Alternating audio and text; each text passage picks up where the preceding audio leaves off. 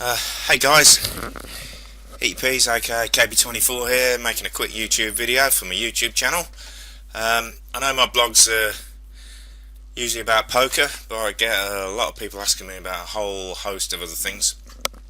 Mostly like how I sleep so little or what drives me to work hard, those sort of things. Well, what I'm hoping to do here is try and give you some help to get into the kind of mindset that I have, and to kind of tell you how I got to be in my current situation, in the hope that you can take something from it and maybe improve your own life. Let's just start with a couple of disclaimers. I'll just get a couple of things straight. For one, I have no academic qualifications to talk about this psychological stuff whatsoever. All I've got is a wealth of good and bad experience and some decent knowledge I've gained from a few years of light research. Maybe it's worth saying here I'm 43 years young. I did waste a massive part of my life before getting a grip on myself. 15 years ago I was drinking over 160 units of alcohol per week. Yeah, that's about 85 pints of beer each week. I was smoking 20 to 30 cigarettes a day. I had massive debts, and my relationships were just plain awful, really. Now I go drinking once a month, and I never drink on work days. I don't smoke. I've got a 50% share in 9 properties that are all rented out, and most importantly, I've got a wonderful wife and 2 fantastic kids. If you'd asked me if any of those things were possible 15 years ago, I would probably have punched you in a drunken stupor. Second, you'll never ever see me try to sell you some product on how to achieve success or how to be happy or how to get rich or any of that kind of stuff. Nothing gives me more pleasure than when somebody says to me, "Hey, thanks for the insight, Chris. You know, you really helped me improve a part of my life." That's better than money any day of the week for me. Why do I mention this about selling products? Well, this personal improvement industry is really massive. It really is. I spent a lot of time sifting through a ton of crappy blogs and websites when researching all this, and over 99% of it is either someone just trying to sell you something, or they're trying to achieve some self-significance in some way, which is a really bad way to lead your life. So yeah, just I won't be selling you anything here. So today I'm just going to say a couple of things that have been really big for me in changing my life. I'm not going to go into massive details, but just give a quick insight. Then I'll leave it up to you guys. Write me some comments. Tell me if you don't like it and you prefer to just see my weekly poker results. That's fine. I only want to sort of share this stuff with you guys if it really interests you. So if it does interest you, tell me that too. Anything I mention you want to hear more about, just put it in the comments, like, "Hey Chris, please tell us more about how you reduce your sleep, or how you gave up smoking, or how you remain focused," or whatever. Then of course I'll talk to you about anything. So give me some feedback, positive or negative, it's all good. The first thing I did that really changed me was I defined success, or to be more exact, I defined what success means to me. Now, I use this word success for one reason: everybody likes it. Personally, I hate the word. Why is that? Well, because hardly anybody I know really knows what it means. Well, they kind of know what it means, but they usually explain it incorrectly, both by definition and, more importantly, by what it actually means to them. I'm going to try and explain what I mean with an example.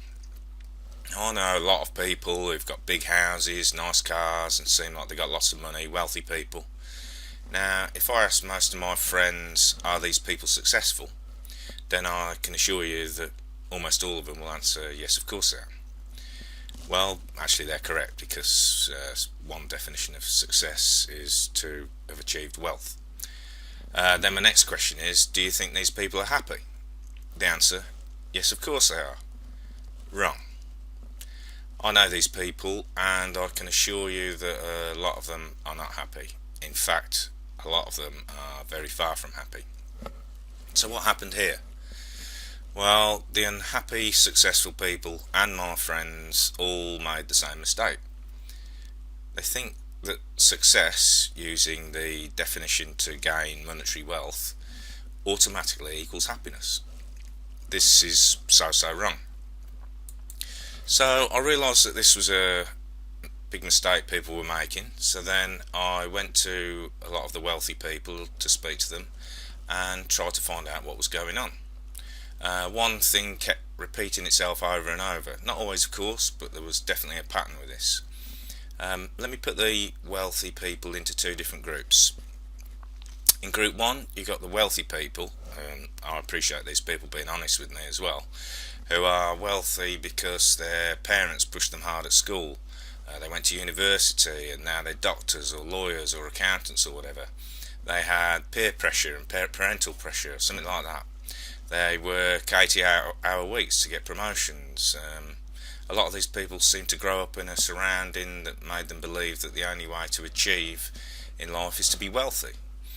In fact, more deeper I got into this with them, some of them got quite upset and actually started to question if anybody had ever asked them what would actually make them happy or what would make them feel fulfilment. That's actually pretty sad to me. Then in the second group, we got the happy wealthy people. In almost every single case when I talked about happiness and fulfilment, not one of them mentioned material success or wealth. Always they talked about personal improvement, improving quality of life, etc., and never this talk of wealth as a specific measure of success. In fact, the only thing close to that was a couple of people saying that their Porsche or whatever they got was a great reminder of them, of the great journey they'd been on. A lot of them talked about the process of getting wealth and how that was actually more rewarding to them than the wealth itself. In fact, that kind of happened in group one too. Some people said that they were more proud of the fact that they'd stayed on the track they'd been forced to take than they were proud of their present wealthy situation. So what's my point here? You've got to define what it is that you really want. I can't imagine how bad it must be for these people who spent all those years in school and university doing all that their parents told them to get, to get the job that their mum and dad wanted them to get, and get promotion after promotion, working 60 to 80 hours per week in a job that they hate, just to get the big house and the Ferrari, only then to realise that they're in fact sad, unfulfilled and depressed and old, and it was all one big fat con. There's another byproduct of this stupid way of thinking too. Have you ever met somebody who had parents that had high expectations of them, but they failed to live up to them? Feeling a failure like that can have really negative effects on people and can totally destroy them. Trust me, I've seen this on a few occasions. By the way, I don't want you to get me wrong here. There are some people who love studying and being academics and whatever. I'm not saying don't go to university or anything like that. I'm just saying make sure you do it for the right reasons. Here's another quick thought on this as well. I know a whole lot of wealthy people and a whole lot of poor people. I cannot in any way tell you that the wealthy group is happier. In fact, probably my opinion is that it's more likely the other way around. So go and define what you want, what will make you happy, and stop talking about success and money all the time. You're just setting yourself up for a fall if you do. Let me just give an example of myself here so it might make it a bit clearer for you. This is my loose definition. Happiness to me is my wife and my kids and my family. Yeah, I get massive happiness from that already, but I want more happiness. I'm out of the house for 10.5 hours a day, 5 days a week, and I have to work most Saturday mornings too, so that's not good for spending time with them. How can I improve that? Well, that's where poker's coming in for me. Poker's going to give me back my time. In the future, I can play and coach poker 9 hours a day and have an extra 1.5 hours a day with my family. I could take my kids to school and pick them up. That'd be magic for me. Also, I'd be my own boss. I can take holidays when it suits us and take days off when my kids are ill. I can spend days with my wife. Oh yeah, I also firmly believe I can increase my income by tenfold. That might improve my quality of life too. But as you can hopefully see, that's not really my driver. It's the time. So now I've defined happiness or fulfilment for me, what they mean to me.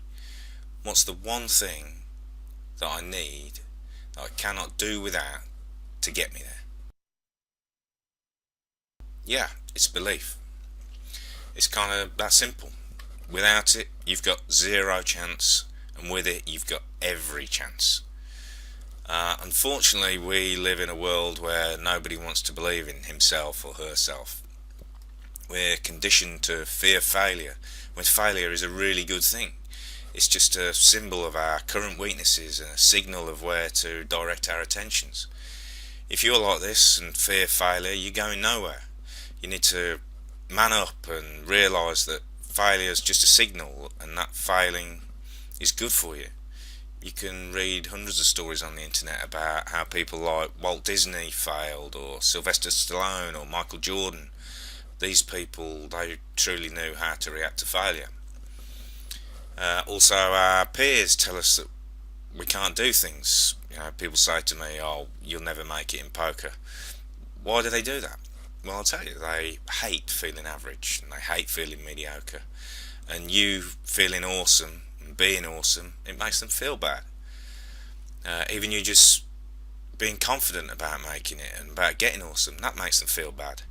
So you have two choices: either you sort of get rid of these people out of your life, or you spend a lot less time with them, or you can use them as some sort of motivational tool and firstly prove them wrong, and then second, hopefully help them to change and improve themselves. So long as your goal is not outside the realms of human possibility, there is no reason why you shouldn't believe in yourself. Yeah, it might be hard to get there. That's what makes it what it is. But you can do it. People have likely done it before, and you can do it too. And guess what? The process of actually getting there is even better than the result when you get there in most instances. Trust me, it's actually really, really addictive.